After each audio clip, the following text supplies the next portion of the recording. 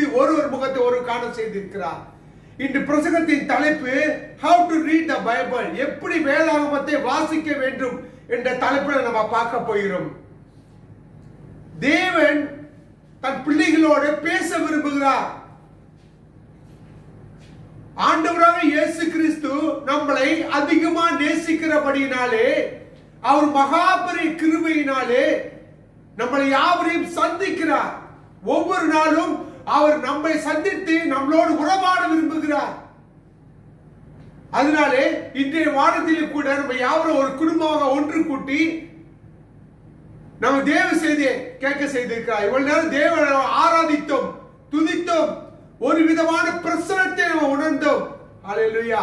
கர்த்தர் நல்லவராக இருக்கிறார். எங்கே இருவர் மூவர் நாமத்தை கூடியிருக்கிறீர்களோ உங்க மத்தியில் நான் இருப்பேன் என்று ஆண்டவர் வாக்குறுதி கொடுத்திருக்கிறார். வாக்குத்தத்த பண்ணவர் வாக்கு மாறாதவராக இருக்கிறார். ஆகையினாலே தேவனுடைய பிரசன்னம் மத்தியில் இருக்கிறதுனால நம்ம தேவ செய்தியை மனம் திறந்து தெளிந்த சிந்தியோடு நம்ம கூர்ந்து கவனிப்போமாக. ஹல்லேலூயா. தேவன் ரகசியங்களை சொல்ல விரும்புகிறார். உள்ளத்தின் ஆழ்ந்து இருக்கிற எண்ணங்களை நம்மளோடு பகிர்ந்து கொள்ள விரும்புகிறார். நன்றி செலுத்துகிறோம் ஆண்டவரே ராஜா. அப்பா, இந்த நேரத்தில் கூட எங்களோடு கூட இடைப்படும் ஆண்டவரே ராஜா. தகப்பனே, என்ன பேச விரும்புகிறேன் என்பதை எங்களோடு இருந்து இடைப்பட முடியாது செபிக்கிறோம். எங்களோடு பேச முடியாது செபிக்கிறோம் ஐயா. அடியேனை மறைத்து நீ வெளிப்பட முடியாது செபிக்கிறோம். உம்முடைய குரல் கேட்கப்பட முடியாது செபிக்கிறோம் ஆண்டவரே ராஜா. நன்றி செலுத்துகிறோம். இயேசு நாமத்தை செபிக்கிறோம் நல்ல பிதாவே. அல்லேலூயா. கர்த்தருடைய நாமத்தில் உங்கள் யாவரையும் வாழ்த்துகிறேன். திருச்சபையை யாவரையும் கர்த்தர் அவருடைய அநாதி சிநேகிதத்தினால் இழுத்து கொண்டு அவர் அன்பினால் அணைத்துக் கொண்டிருக்கிறார். ஹல்லேலூயா. ஆமென். இந்த நாளிலும் கூட நம்ம வேதாகமத்தை நான் எப்படி வாசிக்க வேண்டும் என்று நம்ம பார்க்கிறோம். நம்ம பைபிள் வாசிக்கும் பொழுது ஏதோ சொல்லிட்டாங்களே அப்படின்றதுக்காக நம்ம வாசித்துக் கொண்டிருக்கிறோமா, அல்லது ஒரு கடமைக்காக இதோ வாசிக்கலன்னா பொழுது போகாத, வாசிக்கலன்னா ஒரு மனநிலை வராத அப்படின்னு, அல்லது ஏதோ தானமோ ஏதோ பைபிள் எடுக்கிறேன் வாசிக்கிறேன் அப்படின்றதுக்காக. இன்னொன்று சில பேர் பைபிள் வாசித்தாதான் ஆசீர்வாதம் வரும். உண்மை அதுதான். ஆனா ஆசீர்வாதத்துக்காக நம்ம வாசிக்க கூடாது. இப்போ உங்க அம்மா இருக்காங்க அப்பா இருக்காங்க, பேசுறேன்னு அவங்க கோச்சுக்குவாங்க அப்படின்றதுக்காக பேசுறீங்களா, அல்லது மனம் விட்டு மம்மி டேடி அம்மா அப்பா அப்படின்னு போட்டு மனம் பகிர்ந்து பேசிக்கொண்டு இருக்கிறீங்களா? அது போலத்தான் வேதாகமத்தை வாசிக்கும் பொழுது முழு மனதோடு வாசிக்க வேண்டும் என்று நம்ம பார்க்கிறோம். நம்ம எவ்வளவு நேரம் வாசிக்கிறோம் என்று அல்ல, எந்த மனநிலையோடு வாசிக்கிறோம் என்பதை தான் கர்த்தர் எதிர்பார்க்கிறார். மீண்டும் சொல்றேன், நம்ம எவ்வளவு நேரம் வாசிக்கிறோம். நான் இன்னைக்கு 2 மணி நேரம் வாசிச்சேன், 3 மணி நேரம் வாசிச்சேன் என்று பெருமை பாராட்டி கொடுத்துக்கு அதுல ஒன்றும் இல்ல. ஏசப்பா என்ன விரும்புகிறார் என்றால், நீ கொஞ்ச நேரம் வாசிச்சாலும் சரி, நீ அதை மனதார வாசிக்க வேண்டும் என்று கர்த்தர் எதிர்பார்க்கிறார். அதிக நேரம் மனதார வாசிக்கும் பொழுது கர்த்தர் அதிக பிரியப்படுகிறார். நீங்க பாருங்க, பேங்க்ல நீங்க எவ்வளவு காசு சேர்த்து வைத்தாலும் அந்த காசு உங்களுடையது. அதனால நம்ம எவ்வளவு நேரம் ஆண்டவருக்காக செலவு பண்ணுகிறோமோ அது ஒருபோது நஷ்டம் ஆகாது. ஒவ்வொரு நாளும் கர்த்தர் தன் பிள்ளைகள் அவரோடு பேச வேண்டும் என்று அவர் ஏங்கிக் கொண்டிருக்கிறார். நம்ம உள்ளத்தைக்குள்ள அநேக காரியங்கள் அடைத்து வைத்துக் கொண்டிருக்கிறோம். அநேக வேதனைகளை அப்படியே அடக்கி வைத்துக் கொண்டிருக்கிறோம். அநேக கேள்விகளை நமக்குள்ளாக அப்படியே புகுத்தி வைத்துக் கொண்டிருக்கிறோம். எல்லாத்தையும் அப்படியே எடுத்து ஆண்டவரை சொல்ல வேண்டுமே, அதுதான் ஜபமாக இருக்கிறது. அப்ப அவரு என்ன சொல்ல விரும்புகிறார் என்பதை கேட்பதுதான் வேதாகமத்தை வாசிப்பதாக இருக்கிறது. இந்த வேதாகமத்தை நாம் எப்படி வாசிக்க வேண்டும் என்றால், முதலாவது அன்போடு வாசிக்க வேண்டும் என்று கர்த்தர் எதிர்பார்க்கிறார். அன்போடு வாசிக்க வேண்டும். லவ் லெட்டர், பாய் ஃப்ரெண்ட் கேர்ள் ஃப்ரெண்ட் அனுப்புற லவ் லெட்டர், இப்ப எங்க லெட்டர் இருக்கு, எல்லாம் மெசேஜ் தான். மெசேஜ் எவ்வளவு ஆர்வம் பார்க்கிறோம். அது போல அம்மா அப்பா கிட்ட எவ்வளவு பாசம், தூரத்துல இருக்கிறீங்க, ஐயோ அம்மா பார்க்கணும் பார்க்கணும் எவ்வளவு ஏக்கமா இருக்கிறீங்க. அது போலதான் ஆண்டவரோடு பேசுவது ஒரு ஏக்கத்தோடு ஒரு பாசத்தோடு நீங்க வாசிக்கும் பொழுதுதான் அவரு உங்கள்கிட்ட பேசுகிறதை உங்களுடைய செவிகளுக்குள்ளாக விளங்கும், உங்க சிந்தைக்குள்ளாக புகும். நீங்க அன்போடு பேசி பாருங்க, அது வாசிச்சு பாருங்க. அவர் ரகசியங்கள் பேசுகிறவரா இருக்கிறார். அவர் மனதில் உள்ளதை அவர் உங்கள்கிட்ட பேச விரும்புகிறார். ஒவ்வொரு நாளும் வாசிக்கும் பொழுது உங்களுடைய ஒவ்வொரு நிலைமைக்கு ஏற்ற காரியத்தை வேதாகத்தின் மூலியமாக கர்த்தர் பேசுகிறவராக இருக்கிறார். ஒன்று நான் உங்களுக்கு பேசும்போது ஞாபகத்தில் வருது. ஒரு வாட்டி எனக்கு ஞாபகம் இருக்கிறது. நான் வேதாகம் வாசிச்சுக்கிட்டே இருக்கும் பொழுது சங்கீதம் 119 கிட்ட வந்துட்டேன். இப்படி வாசிச்சுட்டே இருக்கிற வேதாகத்தை வாசிக்க எனக்குள்ளாக ஒரு நான் பரவசம் அடைந்து நான் ஒரு தெய்வீக பரிசுத்த ஆவியின் அபிஷேகத்தால் நிரப்பப்பட்டு இப்படியே முழங்கால் படிப்பட்டு தேவனை அப்படி துதிக்க ஆரம்பிச்சேன். நான் சாதாரணமா தான் வாசிச்சேன். அதனுடைய வார்த்தைகள் எல்லாமே எனக்கு புரியல தான். ஏதோ வாசிக்கிட்டே வந்து கர்த்தர்கிட்ட சொன்ன, அப்பா என்ன எழுந்திருக்குன்னு எனக்கு விளக்குங்க ஆண்டவரே அப்படி சொல்லிட்டு அப்படியே வாசிக்க வாருங்க. கொஞ்சம் கவனமா கொஞ்சம் தெளிந்து அப்படியே வாசிச்சுட்டே வந்தேன். பரிசுத்த ஆவியின் அபிஷேகத்தை பெற்றேன். பாருங்க, பைபிள் வாசிக்கும் போது கூட பரிசுத்த ஆவியின் நிறைவை பெற முடியும் என்பது இது எனக்கு வாழ்க்கை ஒரு சாட்சியா இருக்கிறது. எனக்கு அப்படியே என் உடலிலே ஒரு வித்தியாசமான மாற்றத்தை நான் கண்டேன். முழங்கால் படிவிட்டு அப்படியே கையில உயர்த்தி அப்படியே ஜெபித்து அப்படியே துதிக்க எனக்கே தெரியல என்னதான் ஜெபிக்கிறேன். அப்படியே பரவசம் அடைந்து அப்படியே தேவனை துதிக்கிறேன். அந்நிய பாஷையில தேவனை ஆராதிக்கிறேன். கண்ணீர் அப்படியே கண்ணு தண்ணி ஊத்துது. என் வாழ்க்கையில் நடந்த அனுபவங்கள் இது. வேத வசனத்தை வாசிக்கும் பொழுது தேவன் பரிசுத்த ஆவியால் நிரப்ப வல்லவராக இருக்கிறார். ஹல்லேலூயா.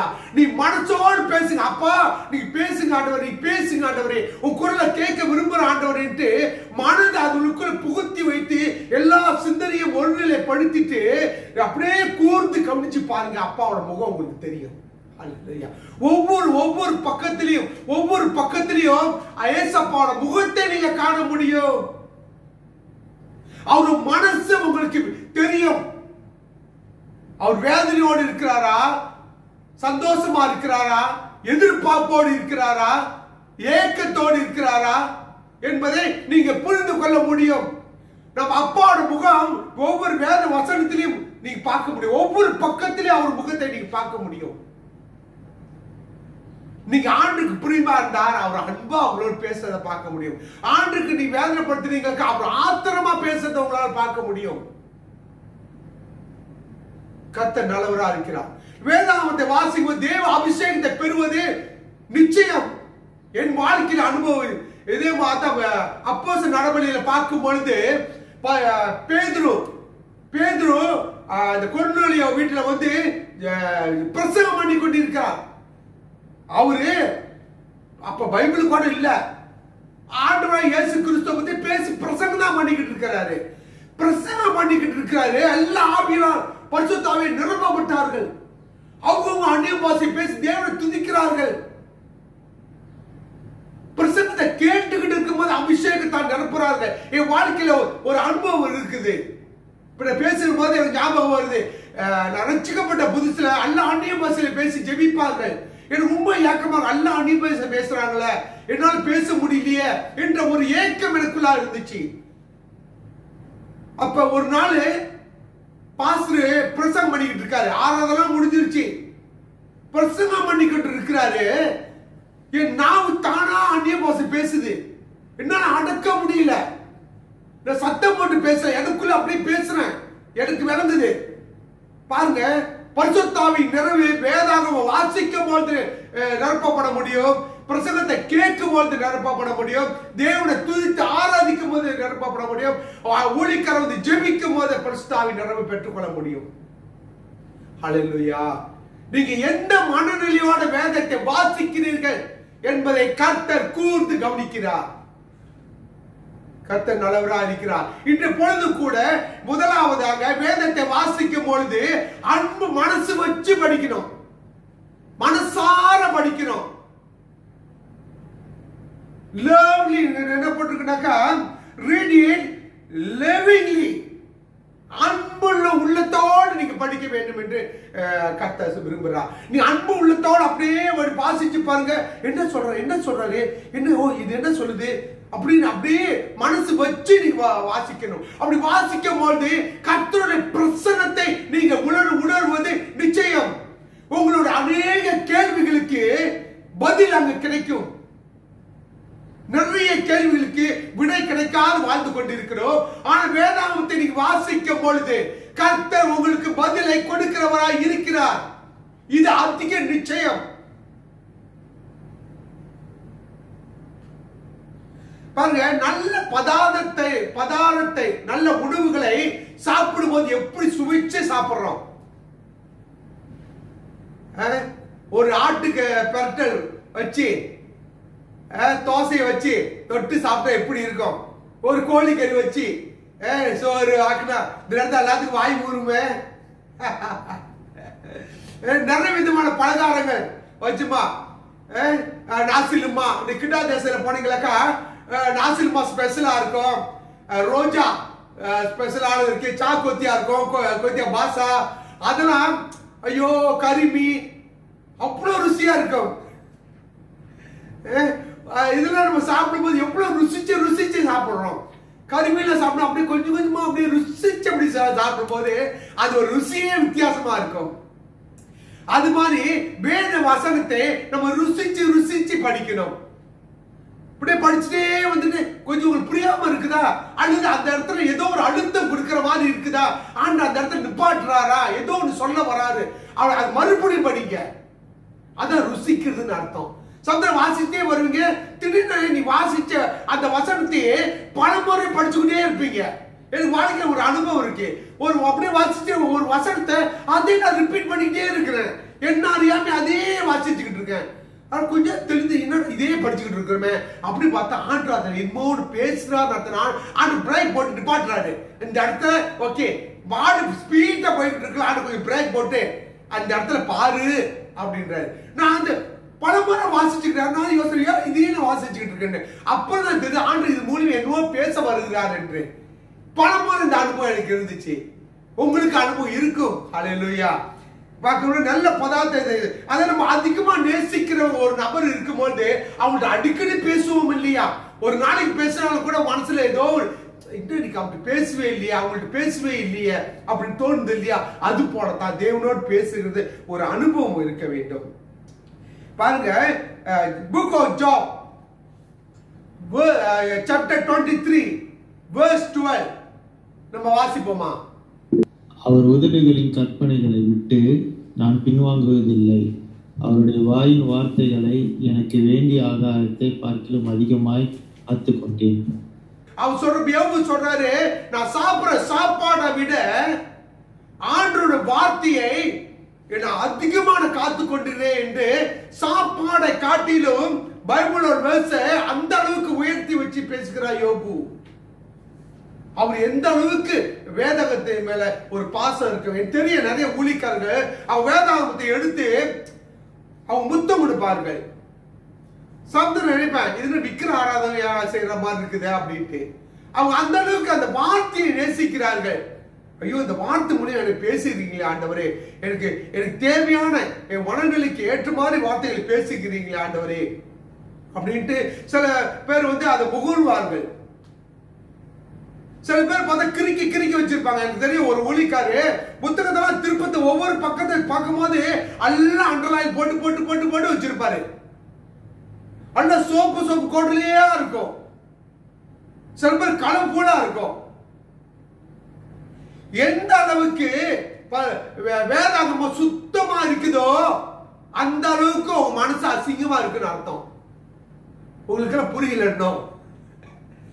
உங்களோட வேதாகமம் சுத்தமா இருந்துச்சுனாக்கா, தூசி படாம அல்லது மடங்காம சுத்தமா இருந்துச்சுனாக்கா உங்க மனசு அழுக்கா இருக்குன்னு அர்த்தம். உங்க வேதாகமம் அசிங்கமா மடங்கி இருந்துச்சுனாக்கா, அல்ல பிஞ்சு போன மாதிரி பிஞ்சு போய் இங்க தாழ்ல பிச்சுக்கிட்டு வந்துச்சுனாக்கா, அசிங்கமா இருந்துச்சுன்னா உங்க மனசு சுத்தமா இருக்குன்னு அர்த்தம். ஆப்போசிட்டா இருக்குல்ல. இது என்னன்னு உங்களுக்கு புரிஞ்சிருக்கும் இந்த நேரத்துல.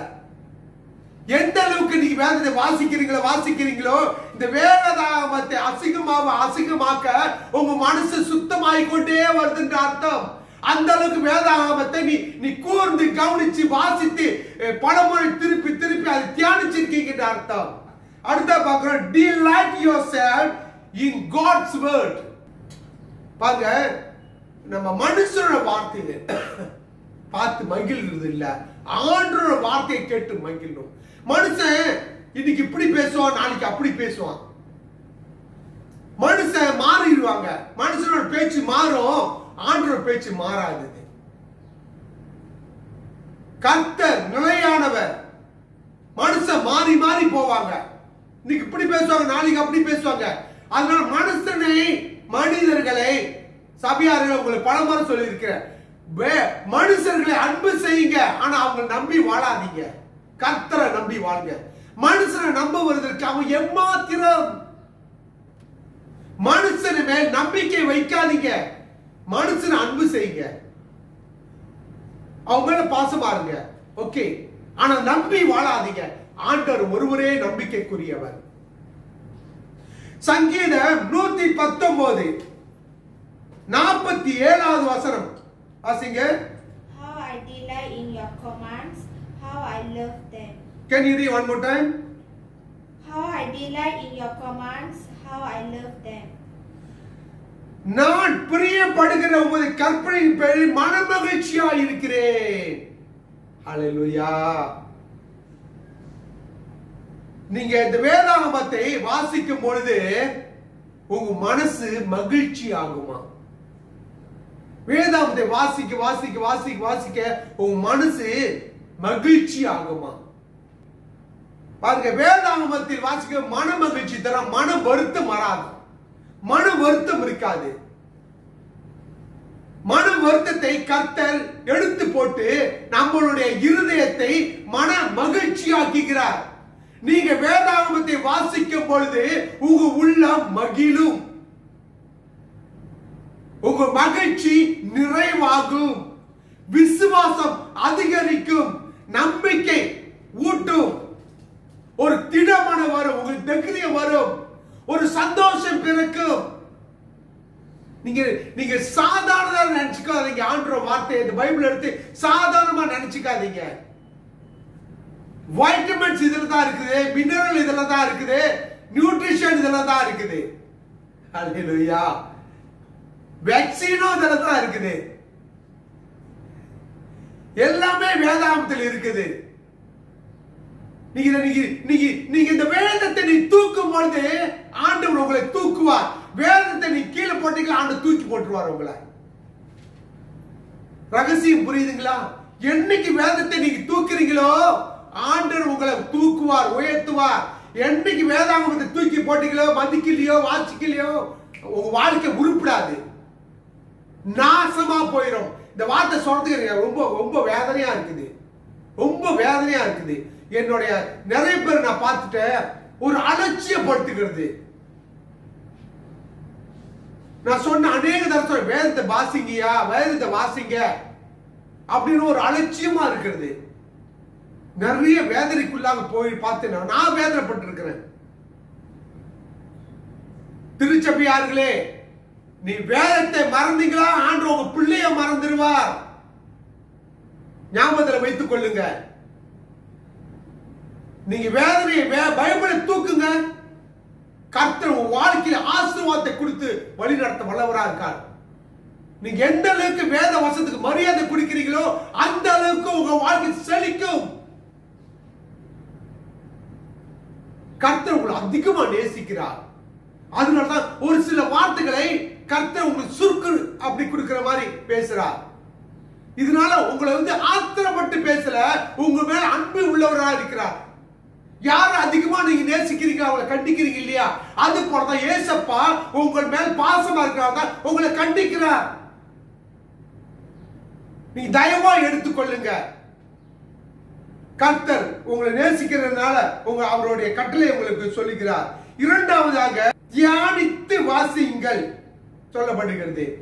வேதத்தை கடகடன்னு அப்படியே ஓடிட்டு வாசிக்கிற மாதிரி இல்ல, தியானித்து வாசிக்கணும். நீ ஒரு வார்த்தை வாசிக்கும் பொழுது, அதாவது ஒரு பொருள் அப்படியே மென்னு மென்னு ருசிச்சு சாப்பிடுறது போல அது தியானிச்சு வாசிக்கணும். இது எதுக்கு சொல்லிச்சு, ஏன் சொல்றாங்க, யாருக்கு சொல்லப்படுது, ஏன் அந்த இடத்த சொல்லப்பட்டுச்சு அப்படின்ட்டு நீங்க அப்படியே தியானிச்சு வாசிச்சீங்களாக்கா நீங்க அதோட பலனை உங்களால் அனுபவிக்க முடியும். பாருங்க, if you have 30 minutes to read for 20 minutes. உங்களுக்கு 30 நிமிஷம் இருந்துச்சுனாக்கா உங்க நாளில நீங்க 30 நிமிஷம் உங்களுக்கு இருந்துச்சு, 20 நிமிஷம் வேதத்தை வாசிங்க. and meditate on that for next 10 minutes. அடுத்து 10 நிமிஷத்தை அது தியானிங்க. அரை மணி நேரம் இருக்குனாக்கா 20 நிமிஷம் வாசிச்சுட்டு 10 நிமிஷம் தியானிங்க. உங்களுக்கு 1 மணி நேரம் நீங்க வாசிச்சீங்களாக்கா அது ஒரு 20 நிமிஷம் எடுத்துக்கொள்ளுங்க தியானிக்கிறதுக்கு. எல்லாம் படிச்சு முடிஞ்ச பிறகு நான் என்ன பிராக்டிஸ் பண்றேன்னாக்கா, நான் கலர் பென்சில் இருக்கு இல்லையா, பேரப்பிள்ள கலர் பென்சில் வச்சு டிராவிங் அடிக்கும். அந்த கலர் பென்சில ஒரு சில கலரை சூஸ் பண்ணி நான் வாசிட்டே வரும்போது எந்த வசனம் கரெக்டாக கொடுத்தா அந்த இடத்துல ரூலை வச்சுட்டு அழகா அண்டர்லைன் பண்ணிக்குவேன். அண்டர்லைன் பண்ணிக்கிட்டு அப்படியே 2 அதிகாரம் 3 அதிகாரம் அப்படியே படிச்சு முடிச்ச பிறகு திருப்பி அந்த வசனத்திலே வருவேன். நம்ம வாசி ஆரம்பிச்சதுலேருந்து வருவேன். எங்க அண்டர்லைன் பண்ணியிருக்கோ அதெல்லாம் மறுபடியும் யோசிப்பேன். கர்த்தர் ஏன் இந்த இடத்துல எனக்கு உணர்த்தினாரு, இது என்ன சொல்லப்படுது, அப்படியே அந்த 3 அதிகாரத்தையும் அப்படியே போயிட்டே இருப்பேன். ஒவ்வொருத்துக்கும் ஒவ்வொரு மெத்தட் இருக்கு. நீங்க வாசிச்சிட்ட பிறகு அது தியானிங்க, அது என்ன சொல்லுச்சு அந்த வசனம் அப்படின்னு சொல்லப்படுகிறது. அடுத்து 3வது பார்க்கும் பொழுது read it systematically. ஒரு சிஸ்டமேட்டிக்கலி அது முறையாக படிக்க வேண்டும். உதாரணத்துக்கு வச்சுக்கோமே, நம்ம மனிதனுடைய அந்த உடம்புக்கு பிரேக்ஃபாஸ்ட் எடுக்கிறோம், அப்புறம் என்ன செய்யறோம், லஞ்ச் எடுக்கிறோம், அப்புறம் டின்னர் எடுக்கிறோம். அதுக்கு நடுவுல ஒரு டீ குடிச்சுக்கிறோம் வேற. அப்புறம் சில பேர் சப்பர் கூட எடுக்கிறாங்க. ஒரு உடம்புக்கு இத்தனை காரியம் சிஸ்டமேட்டிக்கா நம்ம செய்யறோம். சில பேர் என்ன செய்யறாங்க, மொத்தமா சாப்பிடுறது இல்ல, மொத்தமா சாப்பிட்டு தொப்பை போட்டுட்டு கொஞ்சம் கொஞ்சமா சாப்பிடுறாங்க. அப்படி ஸ்பிளிட் பண்ணி அப்படி இருக்குது. எத்தனை விதமான சிஸ்டமேட்டிக் உடம்பு வச்சிருக்காங்க பாருங்க. சில பேர் இதுதான் சாப்பிடணும், இத்தனை காலையில் இது சாப்பிடணும், மத்தியானம் இது சாப்பிடணும், சாயந்தரம் இது சாப்பிடணும், ராத்திரி இப்படி சாப்பிடணும், நடுவில் ராத்திரில இப்படி சாப்பிடணும் அப்படின்னு பகுத்து வச்சிருக்கிறாங்க. சரீரத்துக்கு அழிஞ்சு போற சரீரத்துக்கு இப்படி சிஸ்டமேட்டிக்கா நம்ம போட்டு வச்சிருக்கிறோமே, பரலோகத்துல போறதுக்கு நம்ம ஆத்மாவுக்கு எப்படி சிஸ்டமேட்டிக்கா நம்ம பகுத்து போடணும். புரிஞ்சுங்களா? ஒரு நாளைக்கு 3 அதிகாரம் வாசிச்சீங்களாக்கா, ஞாயிற்றுக்கிழமை 5 அதிகாரம் வாசிச்சீங்களாக்கா ஒரு வருஷத்துல நீங்க முடிச்சிருவீங்க. இப்படிதான் இல்ல, இது ஒரு முறைதான். ஆனா நீங்க உங்களுடைய விருப்பப்படி நீங்க மாற்றிக்கொள்ளலாம். எது எப்படியோ வேதத்தை வாசிக்க வேண்டும் என்று நீங்க திட்டமிட வேண்டும்.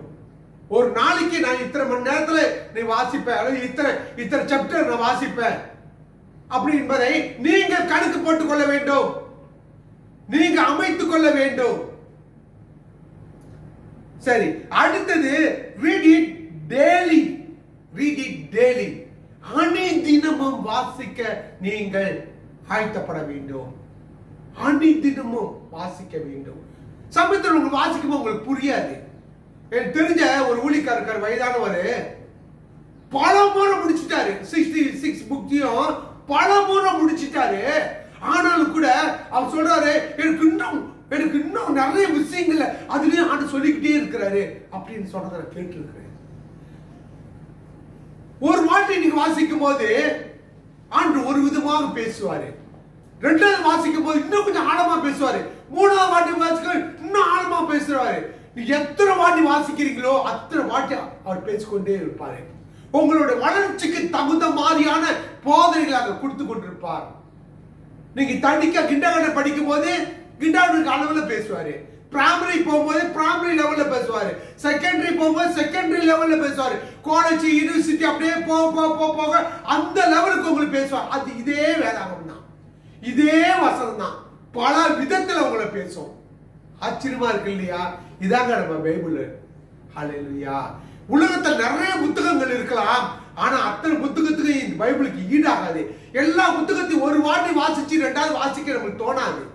ஆனா பைபிள் வாசிக்க வாசிக்க இன்னும் வாசிச்சுக்கிட்டே இருக்க தோணும். நானே 5-6 பைபிள் மாத்திட்டேன். பைபிள் இந்த தாள்ல உள்ள பைபிள் மாத்திருந்த வாசிக்கணும்னு சொல்லல. சில பேர் சோஃபேல வச்சிருக்கீங்க, போன்ல வச்சிருக்கீங்க, ஐபேட்ல வச்சிருக்கலாம், இல்ல பிசில வச்சிருக்கலாம். எதுல வச்சிருந்தாலும் பிரச்சனை இல்லை, நீங்க வாசிக்கிறவர்களா இருக்க வேண்டும். அந்த போன்ல பாருங்க நிறைய விதமான பைபிள் டவுன்லோட் பண்ணி வச்சிருப்பாங்க. டவுன்லோட் பண்ணி வச்சதோட அப்படியே நிற்கும். அது யாரும் பார்க்கறது கூட இல்லை. இந்த காலகட்டத்துல நிறைய பேரு சோஃபை மூலியமா தான் வாசிக்கிறாங்க. அது நான் வந்து தப்புன்னு சொல்லல. இனி வரும் காலத்துல இந்த தாளோர் பைபிள் இருக்குமான்னு ஒரு கேள்விக்குறியா தான் இருக்குது. ஆய்வுகளை சொல்றாரு, இந்த கொஞ்ச நாள்ல இந்த புக்கை யாரும் பாய்க்க மாட்டாங்களாம். இந்த பேப்பர் உள்ள தாளை பாய்க்க மாட்டாங்க. அந்த காலம் வரப்போகுது. அந்த காலம் வரப்போகுது. இப்போ சோஃபைல என்ன ஒரு டிஸ்அட்வான்டேஜ்னாக்கா, அந்த வேர்ட்ஸை வந்து டிலீட் பண்ண முடியும், மற்ற வார்த்தை புகுத்தவும் முடியும். தப்பா மாறதுக்கு வாய்ப்பு இருக்குது. ஆனா ப்ரீமெண்ட் தான், அது மாத்த முடியாது. ஆனா சோஃபைல மாத்தலாம். இதுல அந்த கிறிஸ்துவோட பிளானிங் இதெல்லாமே. சோஃபைல பைபிள் வருதுனாக்கா அந்த கிறிஸ்து ஆன்டிகிறிஸ்ட் ஏதோ பிளான் பண்ணிக்கிட்டு இருக்கிறான். நான் என்ன இந்த காலகட்டத்துக்கு இப்போதைக்கு என்ன சஜஸ்ட் பண்றேன்னாக்கா, ஒவ்வொருவரும் ஒரு பைபிள் இந்த தாள் பிரிண்ட் பண்ணதை வாங்கி வைத்துக் கொண்டு அதில் வாசிக்க பழகிக் கொள்ளுங்க. விடி வரும் காலத்துல இப்படி இல்லாம போடுச்சுன்னா அப்போது கர்த்தர் வேற பிளான் கொடுப்பாரு. சரி, எதுல வாசிக்கிறீங்க முக்கியம் அல்ல, எப்படி வாசிக்கிறீங்கன்றதுதான் முக்கியம். அனுதினமும் வாசிக்க வேண்டும் என்று பாருங்க. தேவனோடு நிலைத்திருப்பது என்றால் அனுதினமும் அவரோடு தொடர்பு கொள்வது. நான் தேவனோடு நிலைத்திருக்கிறேன் சொல்லிவிட்டு தேவனோடு தொடர்பு கொள்ளாம இருந்தா எப்படி நிலைத்திருக்கிறேன்? நான் நேசிக்கிறேன் அப்படின்னு அம்மா அப்பா சொல்றோம், கனவு மனைவி சொல்றோம், கேர்ள் ஃபிரெண்ட் பாய் ஃபிரெண்ட் சொல்றோம், நேசிக்கிறேன்னாக்கா அவங்களோட பேசாம இருந்தாக்கா நேசிக்கிறேன்றதுக்கு என்ன அர்த்தம் இருக்கு? அது மாதிரி தான் நான் ஆண்டவர் நேசிக்கிறேன் சொல்லிட்டு பைபிள் வாசிக்காம இருந்தீங்களாக்கா யூ ஆர் லாயர். நீங்க பொய்க்காரர்கள். மரம் செழிக்க வேண்டும் என்றால், ஒரு மரம் செழிப்பா இருக்க வேண்டாம், வேறு போக வேண்டும். வேறு போய் தண்ணீரும் அதோட ஃபெர்டிலைசர் சொல்லுவாங்க இல்லையா, அந்த எரு எல்லாத்தையும் இழுக்கும் போது சாப்பிடும் போது தான் மரம் செழிச்சிருக்கும். உங்க வாழ்க்கை செழிக்க வேண்டும் என்றால் நீங்க வேதத்துக்குள்ளாக நீங்க அப்படியே உங்க வேறு போக வேண்டும். அதுல தேடி பாருங்க, எல்லா விதமான சக்தியும் வல்லமையும் அது இருக்குது. எரு உங்களுக்கு வேலை, எரு தண்ணி எல்லாமே இருக்குது. சரிங்களா? அடுத்ததாவது 5வதாக அதை உறுதியுடன் படிக்க வேண்டும் என்று சொல்லப்படுகிறது. John, book of John chapter 15 verse 14. நான் உங்களுக்கு கற்பிக்கிற யாவையும் நீங்கள் செய்வீர்களானால் என் சிநேகிதராய் இருப்பீர்கள். தேங்க்ஸ்மா. நான் உங்களுக்கு கற்பிக்கிற யாவை நீங்க செய்வீர்கள் என்றால் நீங்க சிநேகிதரா. ஆண்டவர் என்னதான் கத்துக் கொடுக்கிறாரோ அதப்படி செய்தாதான் நம்ம அவருக்கு கூட்டாளியா இருப்போமா? அவரு ஒன்று சொல்றாரு, நீ சொன்னா நான் செஞ்சிடணுமா அப்படின்னு நீங்க மல்லுக்கட்டி இருந்தீங்களாக்கா நீங்க அவருக்கு கூட்டாளி இல்ல, அவருக்கு நீங்க எதிரியா மாறிட்டீங்க. கூட்டாளி இல்லைனாக்க எதிரி. சரி, அவர் சொல்லும் போதுதான் நீ செய்யும் போதுதான் அது கூட்டாளியா இருப்பீங்க சொல்லுவேன். சரி, அவர் என்ன சொல்றான்னு எப்படி தெரியும்?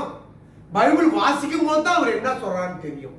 அதனால அவர் சொல்றதெல்லாம் நம்ம செய்யணும். அப்ப எப்படி செய்யணும்? அவர் பைபிள் சொல்லப்படுகிறது ஒவ்வொன்றையும் நம்ம செய்கிறவர்களா இருக்க வேண்டும் என்று கர்த்தர் எதிர்பார்க்கிறார். உறுதியுடன் இருக்க வேண்டும். அவர் சொல்ற வார்த்தையை நாம் கடைபிடிக்கிறவர்களா இருக்க வேண்டும். You must obey God when He speaks to you through His word. அவருடைய வார்த்தையை கடவுள் விருப்பத்தை அறிந்து அதன்படி செயல்படுகிறதா இருக்க நீங்கள் முடிவு செய்ய வேண்டும். ஒரு தீர்மானிக்க வேண்டும். ஆண்டவரே, நீ இன்னைக்கு இந்த வசனத்து வழியா பேசியிருக்கீங்க ஆண்டவரே, அப்பா நான் கீழ்ப்படுகிறேன் ஆண்டவரே, நான் செயல்படுகிறேன் ஆண்டவரே அப்படின்னு சொல்லுகிறவர்களா இருக்க வேண்டும். செய்து காட்டுகிறவர்களாக இருக்க வேண்டும். ஆண்டு சொல்ற இந்த தவறு செய்யாதையா ஆண்டு சொல்லும் போது அதை தவிர்க்க பார்க்கணும். அவர் ஒரு காரியத்தை சொல்றாரு, என்னை நோக்கி கூப்பிடு அப்படின்னும் போது நீ அவருக்கு போயிடு, அவர் நின்று அவரோடு பேசு. சம்திங் அவர் சொல்ற இந்த காரியத்தை செய், அந்த காரியத்தை செய் சொல்லும்போது செய்கிறவரா இருக்க வேண்டும். அவர் சொல்றதை செய்யுங்க, செய்ய சொல்றதை செய்யுங்க, செய்ய வேணான்றதை செய்யாதீங்க. அதுதான் நீங்க அவரை நேசிக்கிறீங்கன்னு அர்த்தம். நீங்க மீறி செஞ்சீங்களாக்கா அவரை நீங்க எதிர்க்கிறீங்கன்னு அர்த்தம். ஆண்டோட வார்த்தையை பேசும்பொழுது டக்குனு கீழ்ப்படியணும். Just obey. சமத்துல வேதவசனம் வாசிக்கும் போது அது நம்ம ஏசுற மாதிரி இருக்கும். ஏசுச்சா டக்குனு நீங்க உங்களை திருத்திக் கொள்ளுங்க. ஓ ஆமாண்டவரே, கோபம் கொள்ளாதிருங்கள், உக்கிர கோபம்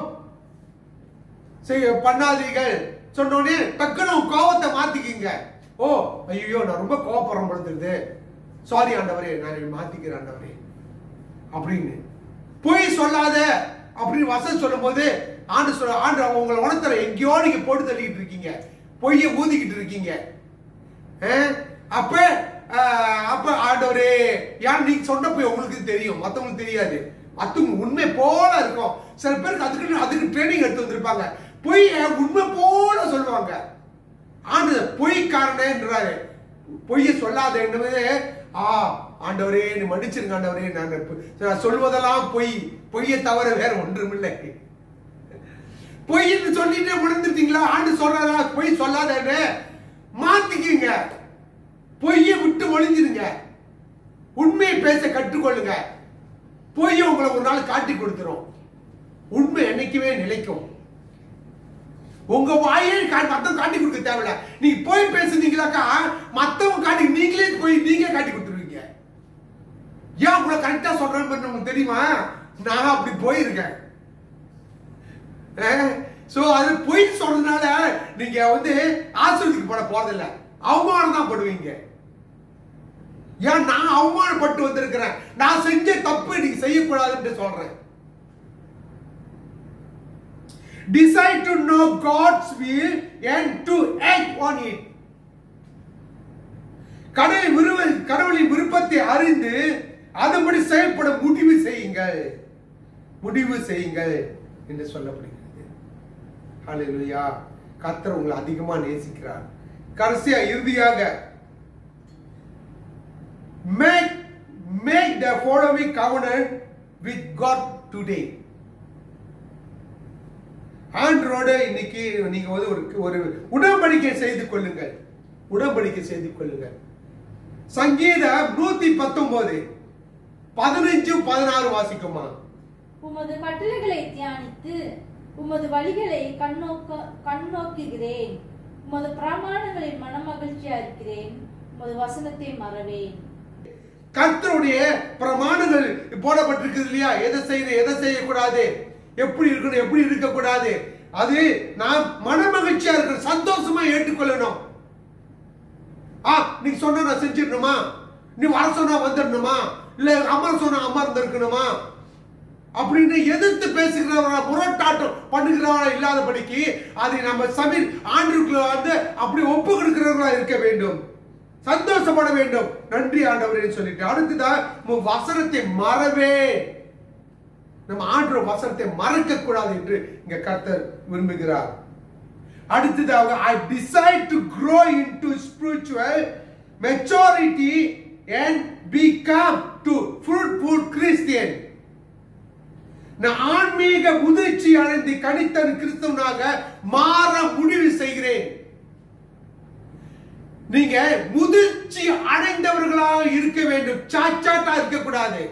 முதிர்ச்சி அடைந்தவர்களாக இருக்க வேண்டும். நீங்க முதிர்ச்சி அடைந்தவர்களாக இருக்க வேண்டும் என்றால் நீங்க வேத வசனத்தை வாசிக்க உங்களை நீங்கள் ஒப்பு கொடுக்கிறவர்களாக இருக்க வேண்டும். நீங்க ஒப்பு கொடுத்து பாருங்கள், தேவனுடைய அபிஷேகத்தை நீ உணர்வீர்கள். ஹல்லேலூயா. கர்த்தர் நல்லவராக இருக்கிறார். கண்களை மூடி ஜெபம் பண்ணுவோம். நல்ல பிதாவே, எங்களோடு பேசிய ஒவ்வொரு வார்த்தைக்காக நன்றி ஆண்டவரே. தகப்பனே உயர்த்துகிறோம் ஆண்டவரே ராஜா. ஆண்டவரே எப்படி வேதாகமத்தை வாசிக்க வேண்டும் என்று நீங்கள் சொல்லிக் கொடுத்ததுக்காக நன்றி ஆண்டவரே அப்பா.